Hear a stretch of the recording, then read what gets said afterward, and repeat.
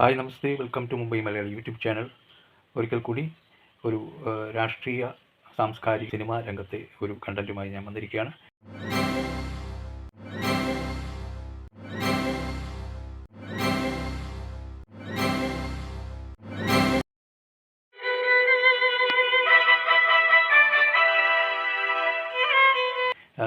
അതായത് ഈ അടുത്ത സമയത്ത് ജയലളിതയുടെ MGRൻ്റെയും മകൾ ആണെന്ന് അവകാശപ്പെട്ടുകൊണ്ട് ഒരു സ്ത്രീ കേരളത്തിൽ നിന്ന് കേന്ദ്ര ഗവൺമെൻറ്, അതായത് പ്രധാനമന്ത്രിക്കും പ്രസിഡൻറ്റും ഉൾപ്പെടെ നിവേദനം കൊടുത്തുകൊണ്ട് ഒരു കേസ് ഫയൽ ചെയ്തിരിക്കുകയാണെന്നാണ് അറിയുന്നത്. അല്ലെങ്കിൽ DNA ടെസ്റ്റ് നടത്തണം എന്ന് ആവശ്യപ്പെട്ടുകൊണ്ട് ശക്തമായിട്ട് മുന്നോട്ട് വന്നിരിക്കുകയാണ്. അപ്പം ഇതിനു മുമ്പ് പല പ്രാവശ്യം പലരും വന്നിട്ടുണ്ട് എന്നറിയുന്നു. ഇങ്ങനെ ജയലളിതയുടെയും MGRൻ്റെയും മക്കളാണെന്ന് പറഞ്ഞ് പല പ്രാവശ്യമായിട്ട്. പക്ഷേ ഇത് ഏറ്റവും അവസാനത്തേത് ഒരു കാര്യമാണ് ഇപ്പോൾ നമ്മൾ സംസാരിക്കുന്നത്. എന്തായാലും അവരെക്കുറിച്ച് അത് സത്യമാണോ, അതിൻ്റെ വാസ്തവസ്ഥിതി എന്താണെന്ന് അറിയുവാനായിട്ട് ഇനിയും കാത്തിരിക്കേണ്ടി വരും. വളരെ രസകരമായി തോന്നുന്ന ഒരു കാര്യം, MGR ജയലളിത വിവാഹം അല്ലെങ്കിൽ അവരുടെ ബന്ധം എങ്ങനെയായിരുന്നു, അവർ പ്രണയിച്ചിരുന്നു അല്ലെങ്കിൽ അവർ ഒരുമിച്ച് ജീവിച്ചിരുന്നു, അല്ലെങ്കിൽ അങ്ങനെയൊക്കെയുള്ള കാര്യങ്ങളിലേക്കാണ് ഈ വീഡിയോ പോകുന്നത്. അതായത് നമ്മൾ ചിന്തിക്കേണ്ടത്, ഇങ്ങനെ ഒരു വാസ്തവം എന്താണെന്ന് തിരയുമ്പോൾ നമുക്ക് കൗതുകകരമായ കാര്യങ്ങൾ പലതുണ്ട്. MGR ജയലളിത ബന്ധം എന്ന് പറയുന്നത് AIADMK എന്നുള്ള ഒരു നാഷണൽ പാർട്ടി രൂപീകരിച്ച് അതിൻ്റെ ഒപ്പം പ്രവർത്തിച്ച് MGRും ജയലളിതയും ഒരുമിച്ച് പ്രവർത്തിച്ചിരുന്നു എന്നുള്ള വാസ്തവം പരമാർത്ഥം നമുക്കെല്ലാം അറിയാം. എന്നാൽ പോലും അവർ ഇതിനു മുമ്പ് പിന്നാമ്പുറത്തെ കഥകൾ, ഹിസ്റ്ററി, ചരിത്രം നമ്മൾ പലരും പരിശോധിച്ചിരുന്നില്ല ഇരിക്കാം. ഒരുപക്ഷെ ഞാനും ഇപ്പോഴാണ് അതിനെക്കുറിച്ച് തിരയുന്നത്.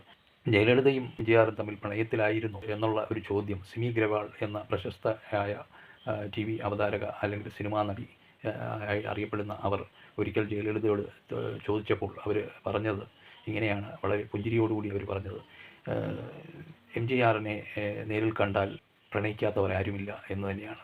അപ്പോൾ അതോടൊപ്പം തന്നെ മറ്റ് പല കാര്യങ്ങളും പുറത്തു വന്നിട്ടുണ്ട്. പലരും പല കിംവദന്തികളും പരത്തുന്നുണ്ടെങ്കിലും ജയലളിതയെക്കുറിച്ചും MGRനെക്കുറിച്ചും, അതായത് അവർ വളരെ തുറന്ന് സംസാരിച്ചതായിട്ടാണ് അറിയുന്നത്. അതൊക്കെ വീഡിയോ പലപ്പോഴായിട്ടത് വൈറലായിട്ടുള്ളതാണ്, തമിഴ്നാട്ടിലും കേരളത്തിലും ഇന്ത്യയിലും ഒട്ടാകെ.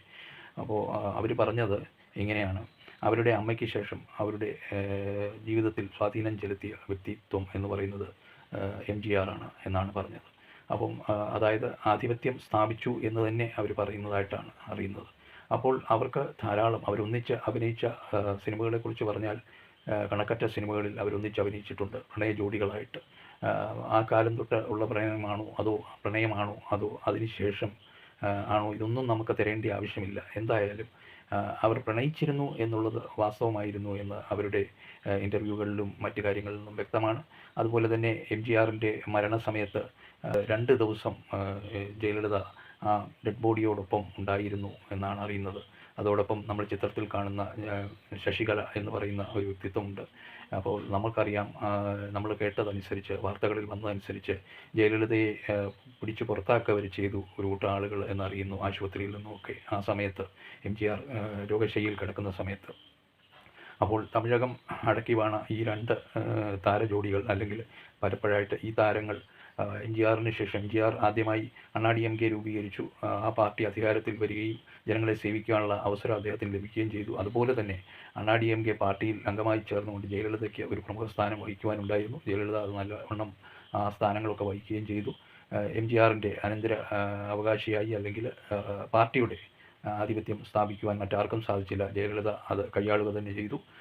അന്തിമ വിജയം അവർക്കായിരുന്നു എന്ന് പറയാം. എന്തായാലും തമിഴ്നാട്ടിൽ ഒരു വൻ കുതിപ്പ് തന്നെ ജയലളിതയ്ക്ക് ഉണ്ടാക്കുവാൻ സാധിച്ചു, ഒരു തരംഗം തന്നെ ഉണ്ടാക്കുവാൻ സാധിച്ചു എന്നുള്ളതിന് യാതൊരു സംശയവുമില്ല. അപ്പോൾ ജയലളിത എന്ന വ്യക്തിത്വം അത്രയധികം MGRൽ സ്വാധീനം ചെലുത്തിയിരുന്നു, അല്ലെങ്കിൽ തിരിച്ച് MGR എന്ന വ്യക്തിത്വം ജയലളിതയിൽ സ്വാധീനം ചെലുത്തിയിരുന്നു എന്നുള്ളത് പരമാർത്ഥം തന്നെയാണ്. എന്തായാലും ഇതിൻ്റെ പിന്നാമ്പുറത്തെ വാർത്തകൾ എന്തൊക്കെ വന്നാലും, എന്തൊക്കെ കിംവദന്തികൾ വന്നാലും, അവർക്ക് 2 പേർക്കും തമിഴകത്തെ ജനങ്ങളെ സേവിക്കുവാനുള്ള അവസരം ലഭിച്ചു. അവരത് നന്നായി വിനിയോഗിക്കുകയും ചെയ്തു. ഇത് മാത്രം ഒരു പരമാർത്ഥമായി ഇന്നും അവശേഷിക്കുന്നു. അത് നമുക്കെല്ലാവർക്കും അറിയാവുന്ന കാര്യമാണ്. കിംവദന്തികളും പരമാർത്ഥങ്ങളും എന്തു തന്നെയാകട്ടെ, അവരുടെ ആത്മാവിന് ശാന്തി നേർന്നുകൊണ്ട് ഈ 2 വ്യക്തിത്വത്തെയും നമ്മൾ ആദരിക്കുന്നു.